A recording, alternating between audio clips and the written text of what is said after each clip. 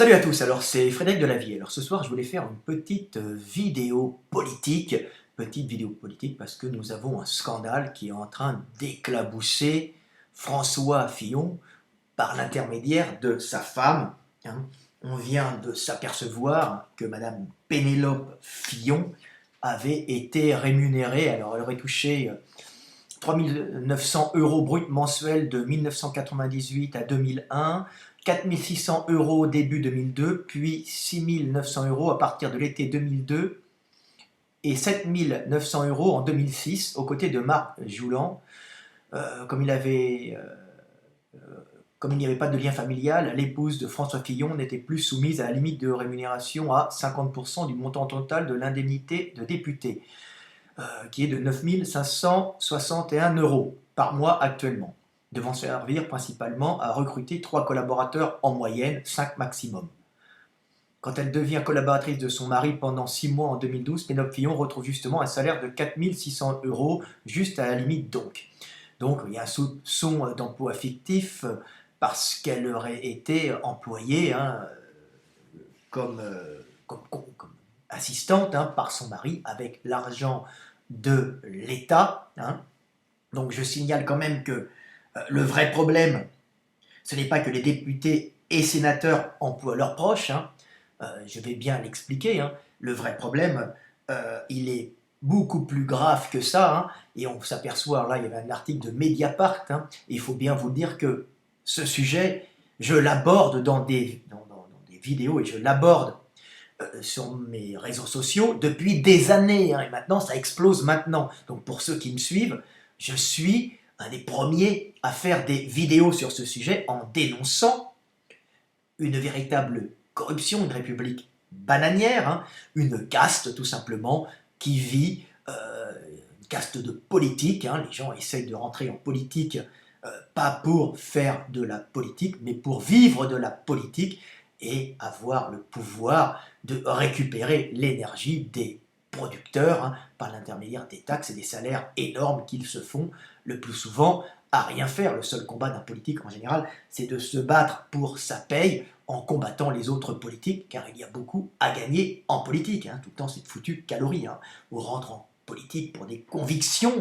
Quand on est jeune, on les abandonne vite quand on s'aperçoit qu'il y a beaucoup à manger, et là, la lutte est dure, on abandonne ses convictions politiques et on se bat pour les rémunérations énormes, les avantages, les entrées gratuites dans les trains, les chauffeurs, les logements disponibles dans des beaux appartements à Paris quand vous êtes en déplacement, les petits fours et la bonne bouffe gratos au Sénat ou au Parlement, aux sénateurs, voilà, et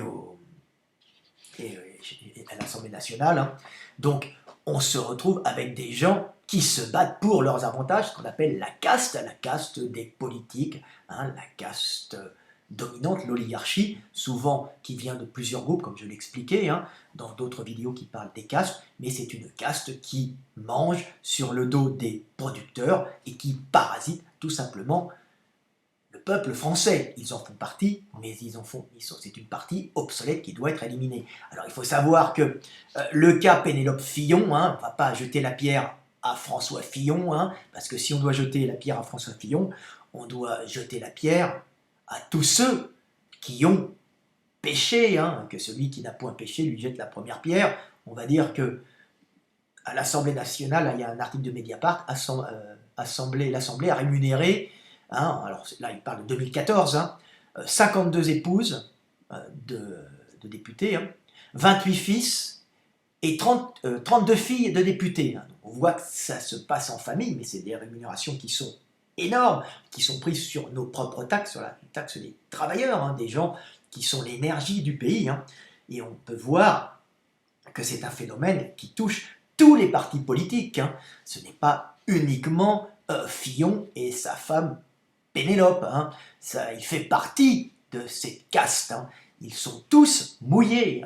On n'est pas dans des politiques qui défendent réellement les intérêts de la France. Alors ils défendent plus ou moins, ils ont leurs convictions, mais là, en fin de compte, on est dans une corruption généralisée de la caste politique et dans une véritable république bananière, sans bananes, puisqu'on les importe.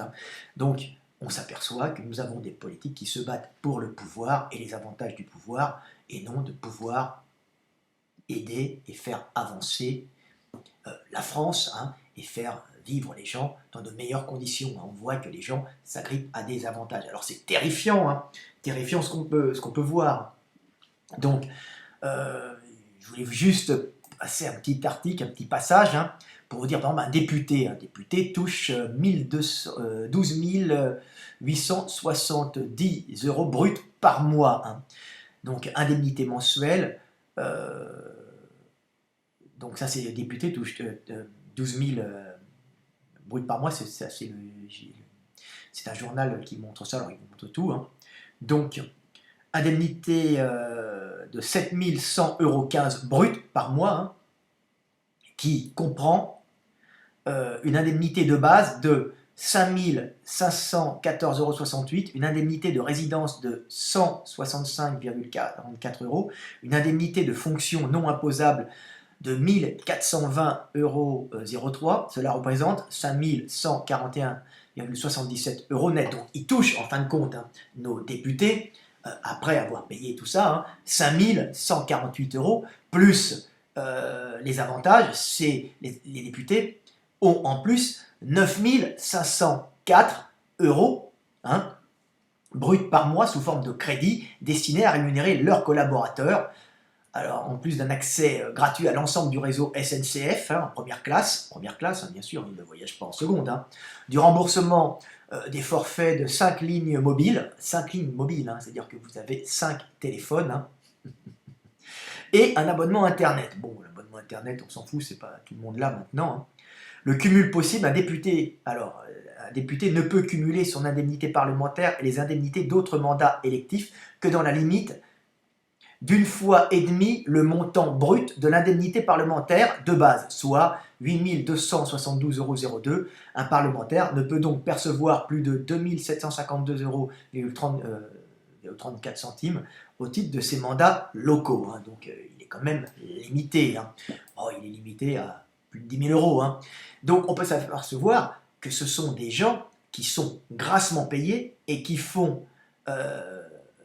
payent en plus, hein, leurs collaborateurs qui sont souvent de la famille. Alors comme je dis tout le temps, à l'Assemblée nationale, on a rémunéré 52 épouses, 28 fils et 32 filles, mais là-dessus on ne compte pas les maîtresses, hein, parce qu'ils ne vont pas vous dire, mais leurs copines, ils vont la rémunérer souvent, hein, et puis souvent ils ont des copines de longue date, hein, ou leurs amants, hein, des fois ils ont leurs amants alors, qui sont rémunérés, hein, ou des fois leurs potes. Hein.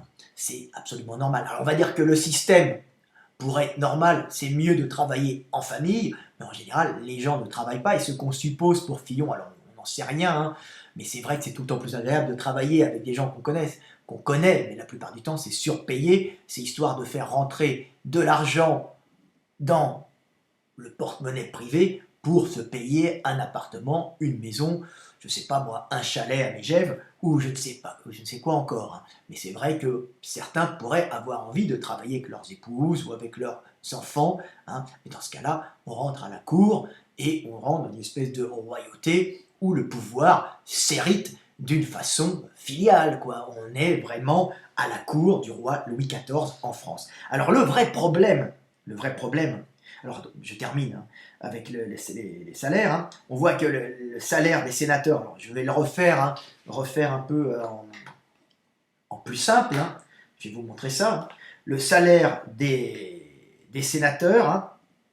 Alors il y a 348 sénateurs, hein. C'est 7 100 €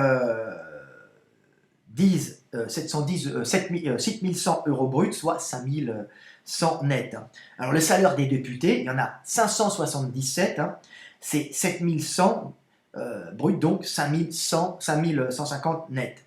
Alors le président du Sénat, lui, touche 20 000 €, hein, brut, et le président du Sénat touche 20 000 € brut, et le président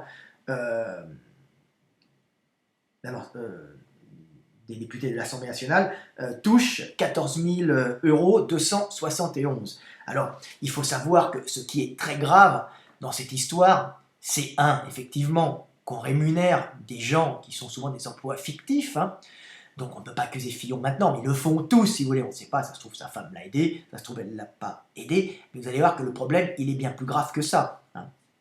Donc, ce qu'on peut voir, c'est que ces gens ont aussi des chauffeurs, hein, chauffeurs de l'Assemblée nationale, chauffeurs du Parlement, du Sénat. Hein. Ils ont de la bouffe, des petits fours à volonté, ils ont un resto dans lequel ils bouffent gratos, hein, et avec des traiteurs. Je me souviens être allé boulevard Saint-Michel, prendre mon saucisson, hein, du sud-ouest, hein, d'ailleurs j'en ai un peu ici. Alors je prends mon saucisson du sud-ouest et la dame me dit « Ah mais il est très bon », je lui dis « Vous savez, vous êtes le meilleur de Paris, il n'est pas cher du tout, hein, c'est un producteur qui a acheté sa petite boutique et qui l'a mis, il en a mis 2-3 dans Paris, parce que c'est un producteur qui a l'élevage de cochons, un gros producteur. » Et je lui dis oh, ben, c'est vraiment, il est délicieux, on n'en fait plus beaucoup des comme ça, des saucisses. Hein. Et d'ailleurs je rapporte en Hongrie, j'en donne à mes amis. Et elle me dit « Mais vous savez, c'est là que vient se fournir le Sénat. » Donc vous voyez qu'en plus, les sénateurs viennent se gaver de bons produits sur votre dos. Ils n'ont pas à avoir de la bouffe comme ça. Normalement, ils viennent au Sénat. Normalement, ils ne devraient même pas y aller, je vais vous l'expliquer. Hein. Et ils vont avoir une nourriture classique, c'est-à-dire carottes râpées, eau de vitelle, steak, et puis, je ne sais pas moi, brocoli, jus de légumes, pour que ça soit un peu bio. Mais ils n'ont pas à avoir petit four d'un traiteur de qualité. Hein. Je suis sûr que c'est un traiteur connu. Je ne sais pas moi. Je ne connais pas les noms des traiteurs de toute façon à Paris. Hein, et avec du champagne et du vin de qualité. Donc on est vraiment dans l'abus total. On est à la cour du roi Louis XIV en France. Et les sénateurs et les députés de tous les partis politiques sont à la même enseigne. Et tous abusent. Donc on est vraiment avec une caste politique qu'il faut réformer. Il faut vraiment refaire une méritocratie. Ces gens ont des chauffeurs, ces gens ont des appartements. Et quand ils viennent sur Paris, par exemple, vous avez au Sénat, quand vous sortez du Sénat, hein, quand vous allez vers la Seine, vous avez sur la droite des bâtiments. Hein, et ben c'est un magnifique bâtiment du 18e, je pense, hein, peut-être un peu avant, hein, ou du 17e. Hein.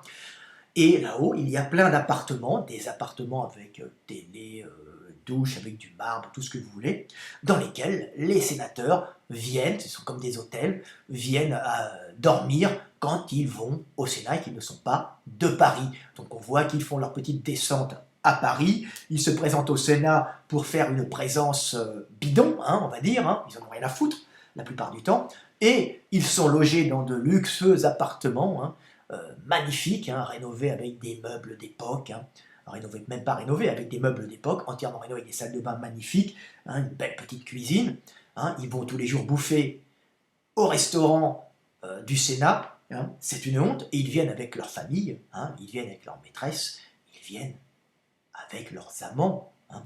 Donc on est vraiment dans une république bananière, on est dans un pays corrompu jusqu'à la moelle. Et vous ne vous rendez pas compte, vous êtes en train de payer des gens qui vivent sur vos dos en disant qu'ils s'occupent de voter les lois et d'étudier les lois. Alors, ce qui est très grave là-dedans, ce n'est pas le fait qu'ils aient engagé leurs épouses, leurs filles, leurs fils, leurs amants, leurs maîtresses ou leurs potes. Hein. Ce qui n'est pas grave, c'est qu'ils bouffent des petits fours toute la journée, du champagne de qualité et de la charcuterie du sud-ouest de super qualité. Non, ce qui n'est pas grave, c'est qu'ils aient des chauffeurs qui les trimballent partout. Ce qui n'est pas grave, c'est qu'ils soient invités dans tous les festivals, les expositions. Hein. Je me souviens d'être passé au jardin du Sénat, hein, au Luxembourg, le jardin du Luxembourg, hein, et pas l'État, hein, le jardin. Et là, il y avait à l'orangerie du jardin du Luxembourg une exposition. Hein, et là, je vois des gendarmes qui disent « Monsieur, vous ne pouvez pas passer ». Et ils laissaient passer, et ils me bloquaient pour laisser passer les femmes des sénateurs qui allaient en avant-première gratuitement voir l'exposition de peinture. Donc, c'est une honte d'utiliser des gendarmes pour laisser passer de vieilles poufiasses. Alors moi, j'appelle ça des vieilles poufiasses parce que ce sont de véritables salopes qui vivent sur le dos des Français, donc de la courtisane, qui est en train de prendre de l'argent à de l'honnête travailleur. Et moi, on m'empêche de passer. Alors, je suis passé à travers, hein, j'ai traversé en lui disant je ne m'abaisse pas, hein, et je ne m'abaisse pas devant une femme de sénateur, tout simplement. Hein. Elle n'a pas à être gratuite, hein, déjà dans une exposition. Hein, on n'en a rien à foutre des femmes de sénateurs, normalement ils sont là pour voter des lois. Alors, voilà, vous avez des abus total. Hein. On fait travailler des gendarmes, hein, à la cour, hein, c'est-à-dire qu'ils vont travailler pour entretenir des parasites. Alors ce qui est grave, ce n'est pas qu'ils emploient leurs épouses, qu'ils emploient leurs fils, qu'ils aient des avantages. Ce qui est grave, c'est que sénateurs et députés, et là vous allez comprendre, n'ont aucune réelle fonction. Et que les gens rentrent en politique en essayant d'être sénateurs, en essayant d'être députés. Pourquoi? Pour avoir tous ces avantages énormes et de jouir du pouvoir. C'est la consécration ultime pour un petit gars qui a fait sa carrière en politique, souvent issu de bonnes familles. Hein. Donc ils font les lois pour de gros groupes, de grosses puissances qui en plus les sous-payent par-dessous. Hein. Mais en plus, le fait de rentrer là-dedans, c'est le fait d'accéder à ce paradis politique qui est le Sénat ou les députés, ou le Sénat ou l'Assemblée nationale, qui est l'endroit où on va régner, où on aura enfin atteint la consécration de pouvoir jouir d'un salaire élevé, hein, et de pouvoir avoir tous les avantages que vous donne le pouvoir. Hein.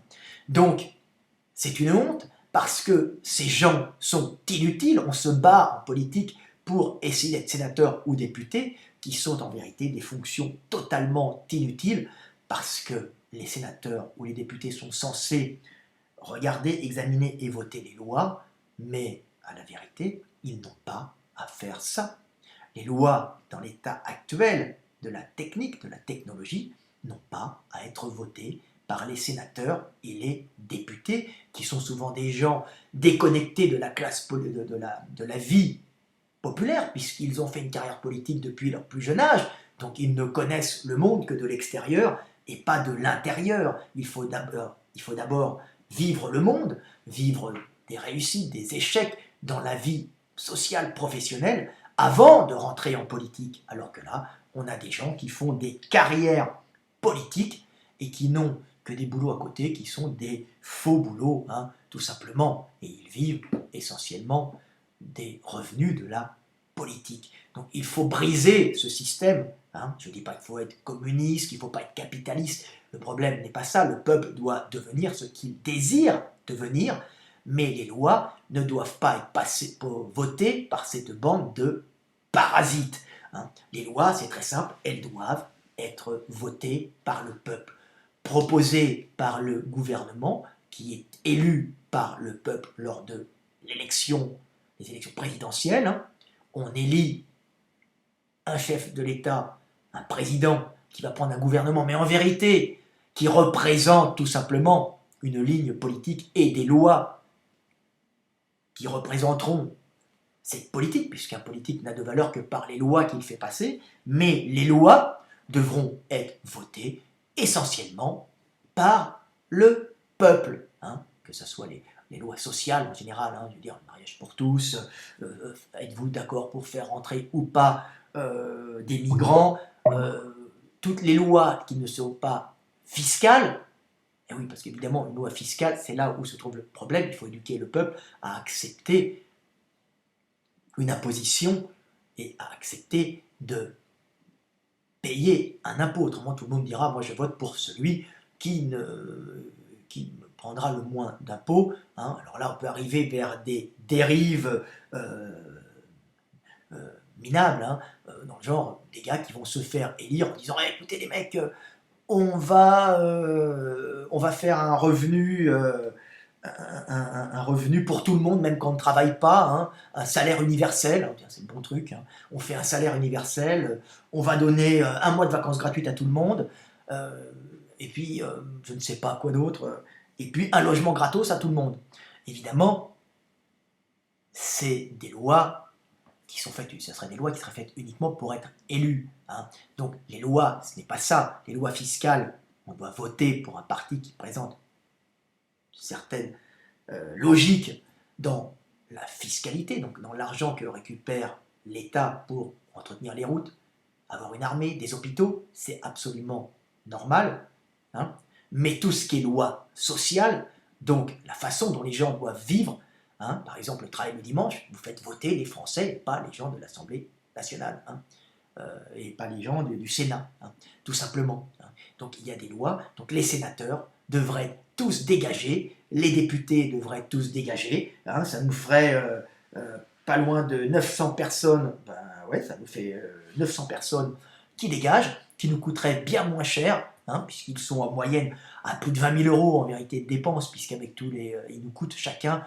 20 000 euros par mois, hein, ces gens-là. Donc ce sont des parasites totaux, hein, et devraient être remplacés par 50 juristes, hein, nommés par les partis politiques et par des organismes privés, hein, qui, eux, vérifieraient la conformité des lois, la possibilité de ces lois d'être appliquées ensemble, hein, pour pas qu'elles se parasitent, hein, et les lois, en général, devraient être votées, les lois sociales, par le peuple, tout simplement, hein, par un référendum populaire, et votées grâce au vote électronique. Hein, c'est beaucoup plus simple qu'on ne le pense. Je ne dis pas de voter pour un président avec un vote électronique, mais voter avec un boîtier. Hein, la technologie est déjà là. On a un boîtier et les gens voteraient pour toutes les lois sociales qui les intéresseraient, et ça serait à la proportionnelle.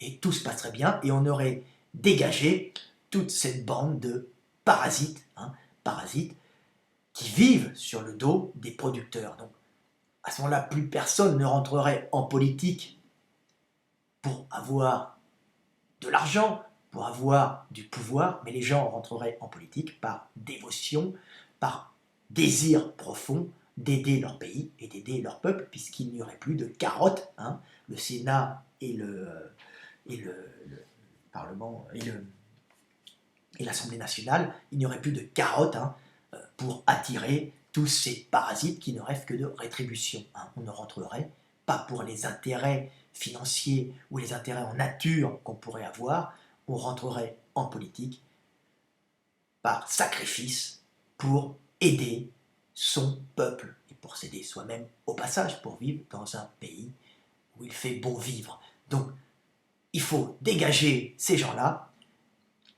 faire naître une véritable méritocratie, hein, donc une méritocratie où il n'y aurait plus de fils d'eux, hein, comme on voit bien, assemblée à rémunérer, 52 épouses, 28 fils et 32 filles, hein, ce sont des fils d'eux, hein, toujours. Hein. Donc on voit que le pouvoir se passe, hein, comme ça. Donc il faudrait vraiment instaurer en France une méritocratie, et il faudrait redonner la légitimité au peuple de choisir son avenir, c'est-à-dire de voter les lois, hein, de voter les lois du pays dans lequel il vit, tout simplement, et de ne pas subir un gouvernement ou un autre qu'il a élu, hein, mais qui n'applique absolument pas des lois qu'il désire et qui n'en fait qu'à sa tête. Hein. Je vous explique maintenant un truc très grave qui est arrivé sur le vote de certaines lois, je le redis encore et encore. Hein. Nous avons des lois qui ont été votées, qui sont des lois racistes, si vous voulez, hein, des lois, comment dire, abjectes. Hein. C'était la loi interdisant, la loi dispensant les Qataris, Koweïtis, Saoudis, donc ces pays, ces monarchies du Golfe, hein, donc la loi dispensant les ressortissants de ces pays, les investisseurs de ce pays, à être imposée sur les plus-values. C'est-à-dire que vous, Français de base, hein, même n'importe quel étranger qui achèterait un appartement, à part ces gens-là, hein, achète un appartement à Paris, le fait rénover, le vend plus cher, hein, même un petit studio, hein, et ben il va être, si ce n'est pas son logement principal, il va être imposé de 25 ou 30%, je ne sais plus, hein, sur les plus-values qu'il leur a fait. Et ben, nos amis, les Arabes des monarchies du Golfe, ces gens-là ne touchent pas, ne payent pas d'impôts, de taxes sur les plus-values quand ils s'arrangent, quand ils rénovent un bien et quand ils revendent un bien. Donc on se retrouve avec de véritables lois raciales puisqu'elles sélectionnent simplement quelques individus. Hein. C'est comme si, je ne sais pas moi, on interdisait par exemple certaines certaines fonctions aux juifs, tiens, au hasard, tiens, ou bien, je ne sais pas, on interdirait par exemple euh, aux, aux noirs, par exemple, aux gens de couleur, hein, aux blacks, hein, de s'asseoir sur certaines places ou de s'asseoir dans le bus, par exemple. Et on est au même niveau de médiocrité. Hein. Ça vous rend pas... Vous n'en savez pas, mais c'est terrible. C'est-à-dire que des gens étrangers en France ont plus de droits que vous. Et comment ils ont ces droits? Ils ont ces droits car l'Assemblée, les députés et sénateurs ont voté cette loi abjecte. Hein. Alors, oui, mais c'est pour faire rentrer de l'argent. Non, non, non.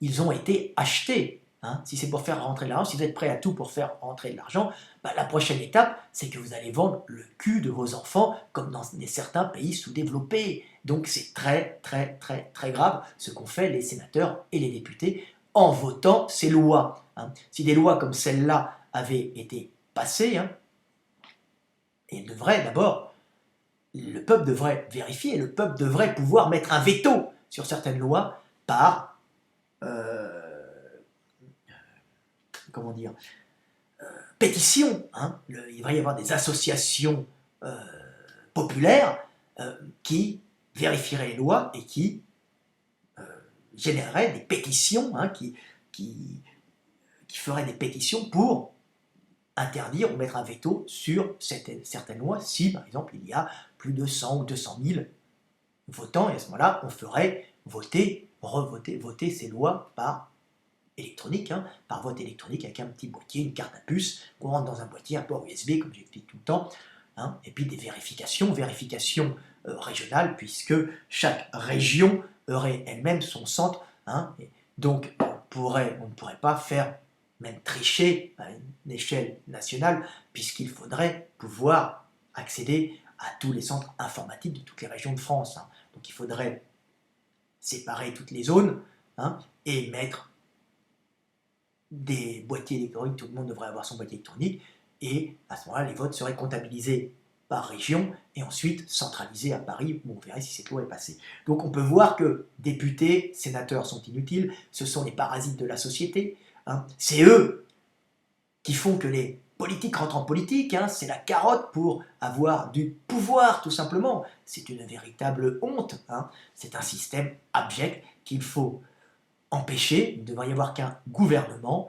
hein, un gouvernement, des juristes, hein, qui mettent en conformité les lois entre elles, et ensuite un vote populaire, hormis certaines lois fiscales touchant, par exemple, l'impôt sur certains impôts, alors pas tous, le peuple pourrait avoir un droit de regard, bien sûr, et un droit de veto, mais il ne serait pas obligé de voter toutes les lois fiscales, sauf s'il y avait pétition. Hein, c'est ce qu'il faudrait faire.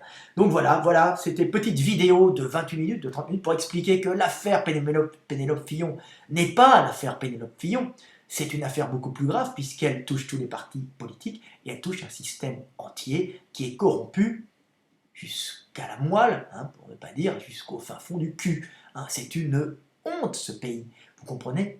On est vraiment dans de la corruption, on est dans la France du 19e siècle, hein, décrite par Maupassant dans Bel Ami. Hein. On est là-dedans, c'est une catastrophe. Hein. On est dans la même France que décrivait Proust, hein, l'auteur, hein, pas l'onomatopée, hein, Proust qui décrivait le même système dans À la recherche du temps perdu, hein, qui n'est pas un roman qui est basé sur le souvenir et ce que produit les sensations du souvenir des madeleines de Tata. Non, Proust décrivait ce système corrompu, comme Maupassant le décrivait aussi, hein, sauf que l'horreur la plus ultime, c'est que ce système perdure actuellement. Donc on est dans un système obsolète qu'il faut changer. On en a marre. Arrêtez ce système-là. Avoir une politique de droite, de gauche, on s'en fout, le peuple doit voter, mais il faut arrêter d'avoir un État corrompu, retrouver du véritable civisme, hein, parce qu'on ne peut respecter que ce qui est respectable. Hein. Comment voulez-vous que les gens se comportent bien quand les politiques se comportent comme des parasites, hein, comme des modèles de de dégradation morale. Hein. Donc les gens, quand le père montre le mauvais exemple, les enfants sont pervertis, hein, tout simplement. Donc il faut changer ce système, il faut qu'il y ait des gouvernements qui soient, il faut élire des gouvernements qui redonnent au peuple la possibilité de choisir leur avenir et surtout se débarrasser de tout ce système de politique et aussi, bien sûr, de fonctionnaires hein, qui écrasent notre pays, hein, qui sont intimement liés au système de caste, bien sûr, hein, et qui écrasent notre pays dans un monde de libre-échange où les méritocraties, même si elles sont terribles et prédatrices, hein, auront toujours la supériorité. Hein. Méritocratie allemande, méritocratie américaine, elles ont bien sûr leurs défauts, elles sont terribles et impitoyables avec les autres, mais aussi en interne.